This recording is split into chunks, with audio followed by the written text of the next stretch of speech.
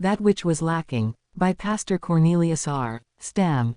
I am glad of the coming of Stephanas and Fortunatus and Achaicus, for that which was lacking on your part they have supplied, I Cor. 16:17.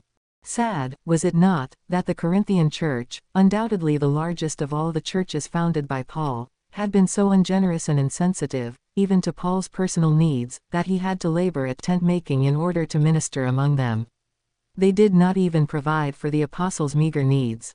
Thus, sadly, he writes, "And when I was present with you, and wanted, I was chargeable to no man, for that which was lacking to me the brethren which came from Macedonia supplied, and in all things I have kept myself from being burdensome unto you, and so will I keep myself." 2 Cor. 11:9. It was no different where the work of the Lord in general was concerned, for whereas the churches of Macedonia had, out of great trial of affliction, and deep poverty, given, to their power, and had desired to give, beyond their power, the apostle had to exhort the Corinthian believers to perform their promises to help the poor saints at Jerusalem, and to prove the sincerity of their love. 2 Cor. 8:11. Those who suppose that men of God should remind believers to live godly lives, to labor for Christ and to witness for Him, but that for some reason they should not remind them of their responsibility to contribute of their means, these should read Paul's letters to the believers at Corinth and see how much the apostle has to say about this matter.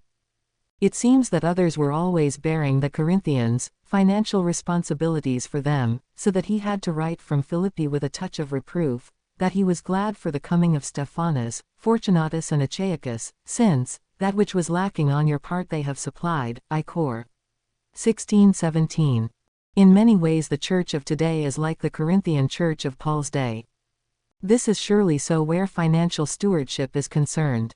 Again, it is invariably the faithful few who supply that which is lacking on the part of the many.